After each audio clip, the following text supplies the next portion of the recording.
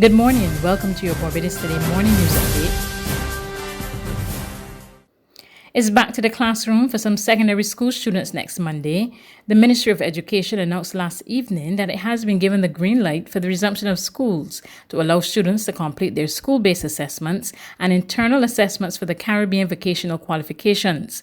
Education officials assure that protocols developed for the safe reopening of schools, agreed to by the Ministry of Health, teachers' unions, and principals, will be in place. Classes will consist of half-day sessions to minimize the number of people on school plants and to allow for adequate sanitizing of classrooms. Teachers will contact students for the days and times they are to attend school. The Caribbean Movement for Peace and Integration is seeking police permission to hold a peaceful protest next to the U.S. Embassy in Barbados on Saturday. The march is in solidarity with ongoing protests across the U.S. and the world against the killing of George Floyd by a white police officer.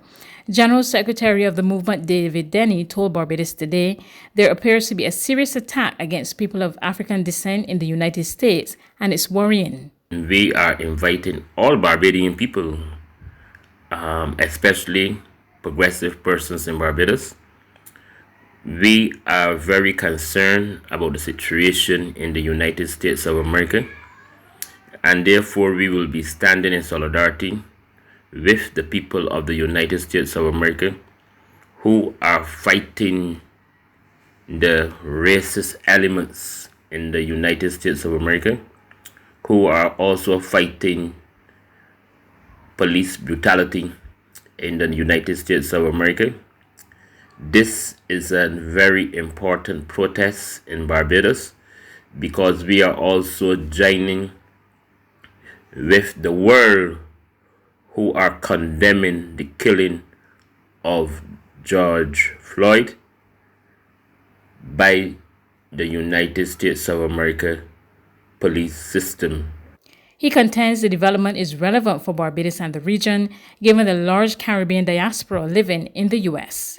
We will also be calling on Caribbean governments to take a position on this issue because it's not only affecting the family of George Floyd, but it's affecting all black people in the United States of America.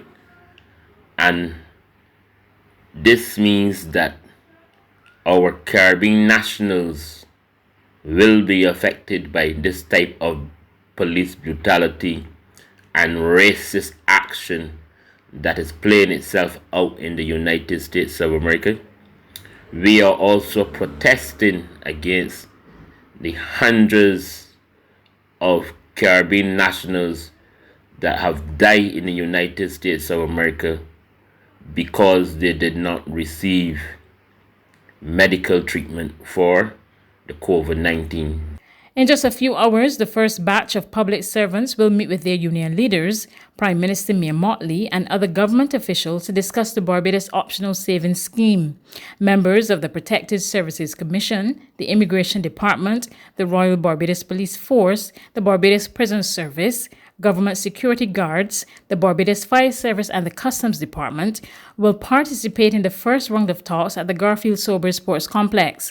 Later in the afternoon, it will be the turn of employees from the public healthcare sector. BOSS is intended to create approximately a $100 million fiscal space for capital spending and to protect jobs in the public sector. Workers are being asked to buy into a 4-year bond with a 5% interest rate per annum. Former Central Bank Governor Dr. Delal Worrell says if Barbados and its Caribbean neighbors want to quickly revive the tourism sector, they must team up and partner with hotels, airlines, and regional and international tourism bodies. In his June economic letter, he suggested that tourists must first feel confident that their health will be protected to visit our shores. The faster route is for collaboration between governments, hotels, airlines, and other tourism interests and their representative bodies, under the auspices of the United Nations and its agencies, led by the World Health Organization. The Caribbean should mobilize to promote this dialogue through our regional bodies, the Caribbean Tourism Organization and the Caribbean Hotel and Travel Association. Our leaders have to accept that it is not within the capacity of Caribbean countries to restore the trust of visitors. The things that the Caribbean must do to restore confidence will become clear when practices are in place to allow people to mingle freely, to use all forms of public transportation without distancing, to dispense with the use of masks and other protective gear, and to attend social gatherings, large and small. And in our latest COVID-19 update, Barbados has recorded no new cases. All 37 tests conducted on Sunday were negative. As a result, confirmed cases remain at 92, 49 females and 43 males. No one was released from isolation yesterday, so the number of recoveries remain at 76 and those in isolation at 9. 7 people have died. The Best Santos Public Health Laboratory conducted a total of 5,471 tests as of Sunday. There's regional and international news after this short break.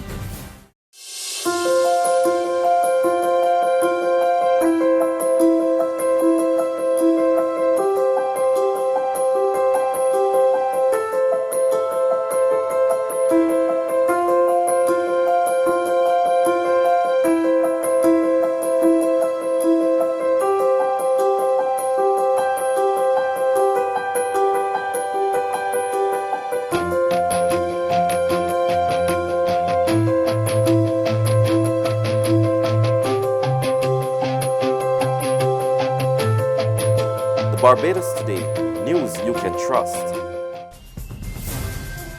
To news from our Caribbean neighbors, confusing. That's how the Jamaica Teachers Association is describing the changes to the CXC timetable for exams and is concerned about the impact on students. Here's Vashan Brown of Television Jamaica with the details. President of the JTA, Owen Speed, told our news center this morning that the situation has exposed the weakness in leadership at the Ministry of Education.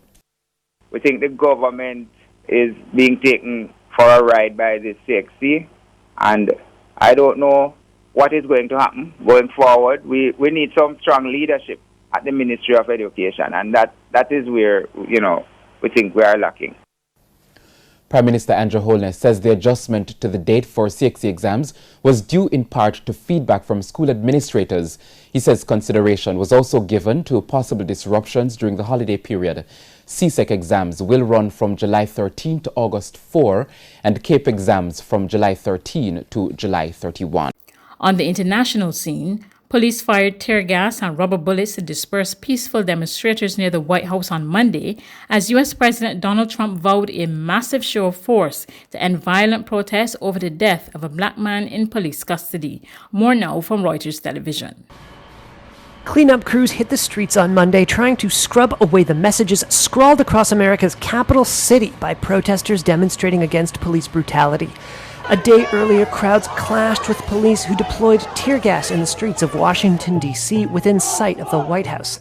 The debris and shattered glass strewing the sidewalks here show the extent of public outrage nationwide after video showed a white Minnesota cop pressing his knee into the back of George Floyd, an African-American, during an arrest. Floyd died. The arresting officer was fired and 5 days later charged with third-degree murder. But a wave of protests continued through the weekend in dozens of U.S. cities, reigniting the Black Lives Matter movement.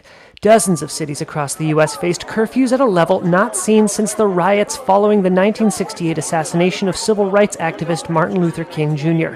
Many rallies were non-violent.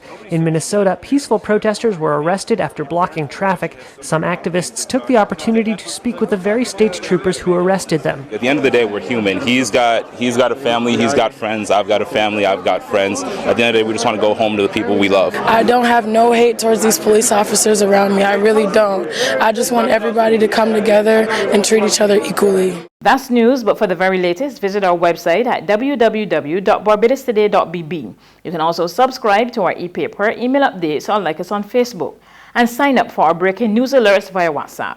We're also on Izumi Media and bus terminals, as well as Screenplay at supermarkets and gas stations near you. You can also hear us on Mix 96.9 FM and Capital Media HD 99.3 FM.